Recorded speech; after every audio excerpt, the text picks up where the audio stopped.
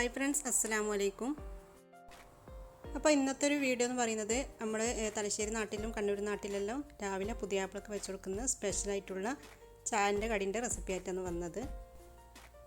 പണ്ട് മുതലേ ഈ ഒരു കടി തന്നെയാണ് കേട്ടോ. രാവിലെ ചായക്ക് പുതിയാപ്പിളമാർക്ക് വെച്ച് കൊടുക്കൽ ഒരു മാറ്റവും ഇല്ല. അന്നും ഇന്നും എല്ലാം ഒരുപോലെ തന്നെയാണ്. പിന്നെ ഇത് അവർ കഴിച്ചാലും ഇല്ലെങ്കിലും നമുക്ക് വെച്ച് കൊടുക്കൽ നിർബന്ധമാണ്. പിന്നെ ഇതെങ്ങനെ വെച്ച് കൊടുക്കലെന്ന് ഞാൻ വീഡിയോൻ്റെ ലാസ്റ്റ് കാണിക്കുന്നുണ്ട് കേട്ടോ. അപ്പോൾ നമുക്ക് നമ്മളെ പുതിയാപ്പിളമാർക്ക് രാവിലെ എന്തെല്ലാം ഉണ്ടാക്കി കൊടുക്കുന്നതെന്ന് നോക്കാം. അപ്പോൾ ഞാൻ ആദ്യം തന്നെ കുറച്ച് ബദാമും പിന്നെ അതുപോലെ തന്നെ കുറച്ച് അണ്ടിപ്പരിപ്പ് എടുത്തിട്ട് വെള്ളത്തിലിട്ട് വെക്കുന്നുണ്ട്. ഞാൻ ചൂടുവെള്ളത്തിലാണ് ഇട്ട് വെക്കുന്നത്. ചൂടുവെള്ളമാകുമ്പോൾ നമുക്ക് പെട്ടെന്ന് തന്നെ ബദാമിൻ്റെ തോല് കളഞ്ഞെടുക്കാൻ പറ്റും. പിന്നെ ഇത് നമ്മൾ രാവിലെ തന്നെ കൊടുക്കുന്നതല്ല കേട്ടോ. പുയ്യാപ്പിള ഇറങ്ങാൻ പോകുന്ന സമയത്ത് നമ്മൾ കൊടുക്കുന്നതാണ്. അത് നമ്മൾ സാധാരണ കൊടുക്കും. എന്തെങ്കിലും ബദം കാച്ചിയതോ അല്ലെ തരി കാച്ചിയതോ നമുക്ക് എന്ത് വേണമെങ്കിലും കൊടുക്കാം കേട്ടോ, ഇഷ്ടമുള്ള. അപ്പോൾ ഞാനിത് ഇവിടെ കുതിർത്ത് വെച്ചിട്ടുണ്ട്. ഇത് നമുക്ക് ലാസ്റ്റ് ഉണ്ടാക്കാം. അതുവരെ നമുക്കിത് മാറ്റി വെക്കാം. ഇനി നമുക്ക് ആദ്യം തന്നെ പഴം വാട്ടിയെടുക്കണം. അപ്പോൾ നമ്മൾ സാധാരണ ഇതിന് പറയുന്നത് കായ് വാട്ടി എന്നാണ്. നമ്മുടെ നാട്ടിലധികം കായ് തന്നെയാണ് കേട്ടോ ഇതിന് പറയൽ. കായ് വാട്ടി എന്ന് തന്നെയാണ് പറയൽ. അപ്പോൾ നമുക്ക് ഇതിൻ്റെ തോലൽ പൊളിച്ചതിന് ശേഷം ഇതൊന്ന് ചെരിച്ചിട്ട് കട്ട് ചെയ്യണം. അപ്പോൾ ഇതിങ്ങനെ ചെരിച്ചിട്ട് മുറിക്കുന്നതാണ് കായ് വാട്ടിൻ്റെ ആ ഒരു സ്റ്റൈൽ. നമ്മൾ നീളത്തിൽ കട്ട് ചെയ്യാൻ പാടില്ല. ഇതുപോലെ തന്നെ ചെരിച്ചിട്ട് കട്ട് ചെയ്യാൻ നോക്കാം. കായ് വാട്ടി എന്ന് പറയുന്നത് ഈ ഒരു സ്റ്റൈലിലാണ്. അപ്പോൾ ഞാനിത് പഴയുടെ ചെരിച്ചിട്ട് കട്ട് ചെയ്ത് വെച്ചിട്ടുണ്ട്. ഇനി നമുക്കിതൊന്ന് വാട്ടിയെടുക്കാം. അപ്പോൾ അതിന് വേണ്ടിയിട്ട് ഞാനിത് ഒരു പാന് അടുപ്പിലേക്ക് വെച്ചിട്ടുണ്ട്. പാന് ചൂടാൻ ശേഷം ഇതിലേക്ക് കുറച്ച് RKG ഒഴിച്ച് കൊടുക്കാം. RKG തന്നെ ഒഴിച്ച് കൊടുക്കണം കേട്ടോ. കായ് വാട്ടുന്നതിന് RKG തന്നെ ഒഴിച്ച് കൊടുത്താലും നല്ല ടേസ്റ്റ് ഉണ്ടാകും. എന്നിട്ട് ഇതുപോലെ ഓരോന്നിട്ടിട്ട് നമുക്ക് തിരിച്ച് മറിച്ചിട്ടിട്ടൊന്ന് വാട്ടിയെടുക്കാം. ഈ കായ് വാട്ടിയത് പെട്ടെന്ന് തന്നെ അങ്ങ് ആയിക്കോളും കേട്ടോ. അങ്ങനെ കൂടുതൽ നേരമൊന്നും നമുക്ക് അടുപ്പിലേക്ക് വെച്ചെടുക്കേണ്ട ആവശ്യമില്ല. പിന്നെ നമ്മൾ ഞാൻ പറഞ്ഞില്ലേ ഇങ്ങനെ ചെരിച്ച് കട്ട് ചെയ്യുന്നത്, നമ്മൾ കായ് പൊരിക്കുന്നതിലും ചെരിച്ചിട്ട് തന്നെയാണ് കട്ട് ചെയ്യാൻ. പിന്നെ അധികാളും നീളത്തിലും കട്ട് ചെയ്യുന്നതാണ്. പക്ഷെങ്കിൽ കുഴപ്പമൊന്നുമില്ല. പക്ഷെ നമ്മൾ ഈ ഒരു സ്റ്റൈലിലാണ് കേട്ടോ നമ്മൾ കായ് പൊരിക്കുന്നതും കായ് വാട്ടുന്നതെല്ലാം. അപ്പോൾ നമ്മൾ കായ് വാട്ടിയുടെ റെഡി ആയിട്ടുണ്ട്. ഈ ഒരു കളറിലായിരിക്കണം നമ്മൾ കായ് വാട്ടിയിട്ട് എടുക്കേണ്ടത്. ഇനി നമുക്കിതൊരു പ്ലേറ്റിലേക്ക് മാറ്റി കൊടുക്കാം. ഞാനൊരു പപ്പടക്കുത്തി എടുത്തിട്ടാണ് ഇതുപോലെ കുത്തി എടുക്കുന്നത് കേട്ടോ. അപ്പോൾ നമ്മൾ കായ് വാട്ടി എടുത്തല്ല. ഇനി നമ്മളെന്താ ചെയ്യേണ്ടതെന്ന് വെച്ചാൽ നമ്മൾ പ്ലേറ്റിലേക്ക് മാറ്റിയതിന് ശേഷം ഇതുപോലെ ചൂടോടെ കുറച്ച് നെയ്യ് ഇതിൻ്റെ മേലെ ഒഴിച്ചു കൊടുക്കുക. എന്നിട്ട് കുറച്ച് പഞ്ചസാര ഇതുപോലെ ഇട്ട് കൊടുക്കുക. അപ്പോൾ ഇങ്ങനെയാണ് നമ്മൾ പുതിയാപ്പിളക്ക് കായ് വാട്ടിയത് വെച്ച് കൊടുക്കൽ. ഇനി നമുക്ക് അടുത്തത് കായ്ക്കൃത എങ്ങനെയാണ് ഉണ്ടാക്കാൻ നോക്കാം. കായ്ക്കൃത എപ്പോഴെങ്കിലും എങ്ങനെ ഉണ്ടാക്കി കൊടുക്കും. അധികം കായ് വാട്ടി തന്നെയാണ് ഉണ്ടാക്കി കൊടുക്കൽ. പിന്നെ കായ് വാട്ടിന് കൊടുക്കുമ്പോൾ ഒരു മടുപ്പ് തോന്നൂല. അപ്പോൾ ഇടയ്ക്കൊന്ന് നമുക്ക് കായ്ക്കൃത ഉണ്ടാക്കി കൊടുക്കാമല്ലോ. അപ്പോൾ കായ് എന്താക്കുക, ഇതുപോലെ 4ആയിട്ട് കീറി കൊടുക്കുക. എന്നിട്ട് ഇതുപോലെ കട്ട് ചെയ്യുക.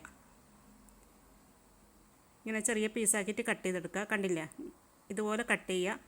എന്നിട്ട് ഒരു പാത്രം അടുപ്പിലേക്ക് വെക്കുക. എന്നിട്ട് RKG തന്നെ ഒഴിച്ച് കൊടുക്കാൻ നോക്കുക. അപ്പോൾ ഞാനൊരു 3 സ്പൂണോളം RKG ഒഴിച്ച് കൊടുത്തിട്ടുണ്ട്. ഇനി നമുക്ക് ഈ പഴം ഒന്ന് നല്ല ബ്രൗൺ കളറാകുന്നത് വരെ ഒന്ന് വാട്ടിയെടുക്കാം.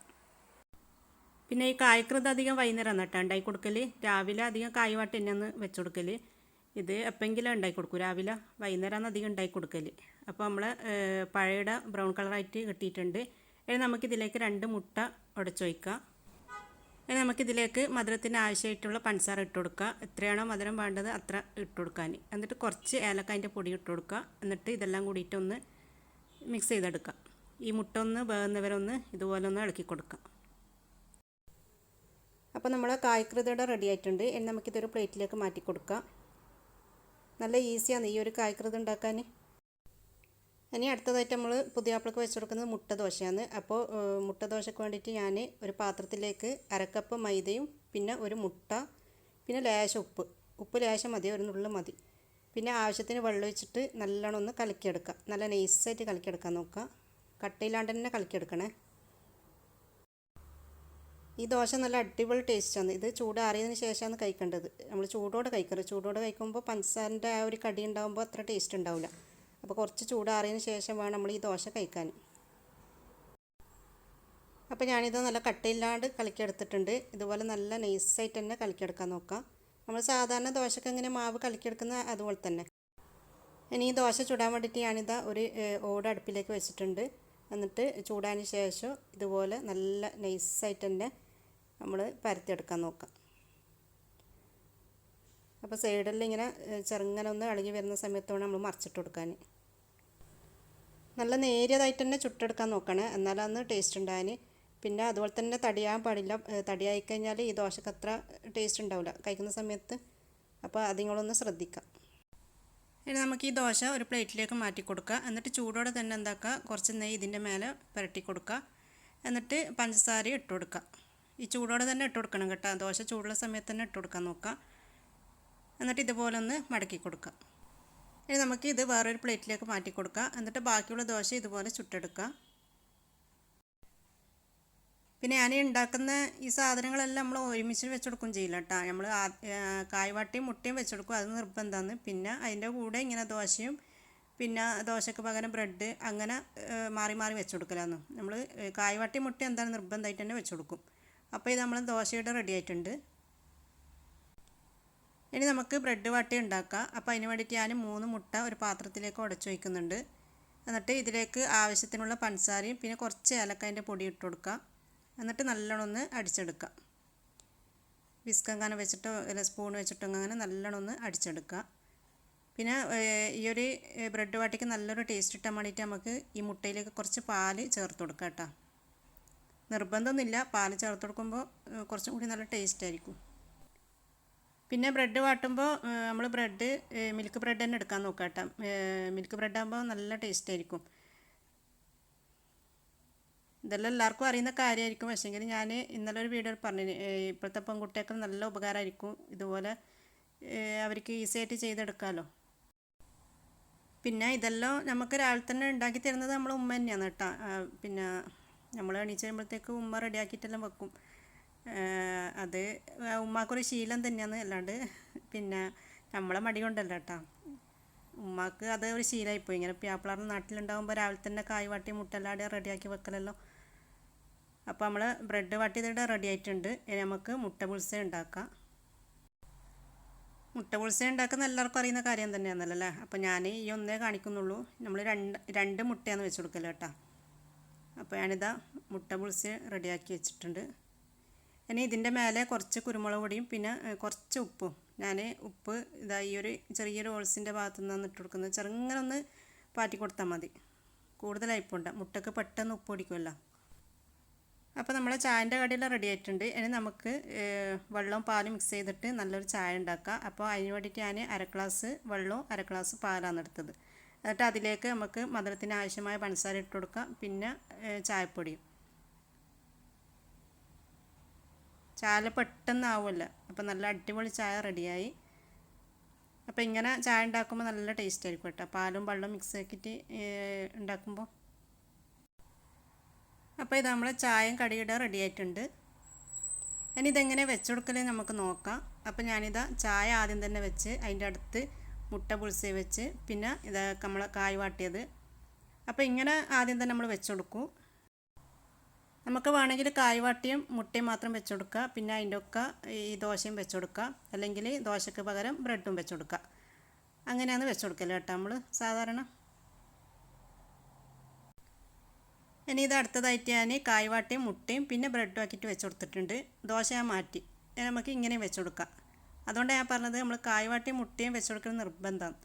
എന്നിട്ട് അതിൻ്റെ ഒക്കെ എന്തെങ്കിലും ബ്രെഡ് വാട്ടിയതോ അങ്ങനെ എന്തെങ്കിലും ആയിട്ട് വെച്ച് കൊടുക്കും, ദോശയോ അങ്ങനെ. പിന്നെ ഇനി കായ് വാട്ടിയ വേണ്ടാന്നുണ്ടെങ്കിൽ നമ്മൾ കായ്ക്കൃത എന്നിട്ട് മുട്ട പുൽസ പിന്നെ ദോശ ഇങ്ങനെ വെച്ച് കൊടുക്കും. ഇനി ഈ ദോശയ്ക്ക് പകരം ബ്രെഡ് വാട്ടിയതും വെച്ച് കൊടുക്കാം. അപ്പോൾ ഇങ്ങനെയാണ് നമ്മൾ രാവിലെ പുതിയാപ്പിളക്ക് ചായൻ്റെ കടിയാക്കിയിട്ട് വെച്ച് കൊടുക്കല. ഇനി അടുത്തതായിട്ട് നമുക്ക് ബദം കാച്ചിയെടുക്കാം. ഈ ബദം കാച്ചിയത് നമ്മളെപ്പോൾ കൊടുക്കുകയെന്ന് വെച്ചാൽ രാവിലെ ചായം കടിയെല്ലാം കുടിച്ച് പിന്നെ കുറച്ച് കഴിഞ്ഞിട്ട് നാസ്ത കഴിക്കും. നാസ്ത കഴിച്ചിട്ട് പുതിയാപ്പിള ഇറങ്ങാൻ പോകുന്ന സമയത്ത് ഇതുപോലെ എന്തെങ്കിലും കൊടുക്കും. നമ്മൾ ബദം കാച്ചിയതോ തരി കാച്ചിയതോ അങ്ങനെ എന്തെങ്കിലും എല്ലാം ആയിട്ട് കൊടുക്കും. അപ്പോൾ ബദം കാച്ചിയ കൊടുക്കുന്നതാണെങ്കിൽ നമ്മൾ രാവിലെ കുറച്ച് നല്ല ചൂടുവെള്ളത്തിൽ ബദം ഇട്ട് വെക്കും. പിന്നെ അതുപോലെ തന്നെ അണ്ടിപ്പരിപ്പും ഒരുമിച്ചിട്ട് അങ്ങനെ ഇട്ട് വെക്കലാണ്. അപ്പോൾ നമ്മളെ ഉമ്മാൻ്റെ നല്ല ടേസ്റ്റാണ് നമ്മൾ ഉമ്മ ഉണ്ടാക്കുന്ന ബദം കാച്ചിയത്. അപ്പോൾ അതുപോലെയാണ് ഞാനിപ്പോൾ ഉണ്ടാക്കുന്നത്. അപ്പോൾ നമുക്ക് ഈ ബദത്തിൻ്റെ തോലെല്ലൊന്ന് കളഞ്ഞെടുക്കാം. ഇനി നമുക്ക് ഇതൊരു മിക്സിൻ്റെ ജാറിലിട്ടിട്ട് നല്ലോണം ഒന്ന് അരച്ചെടുക്കാം.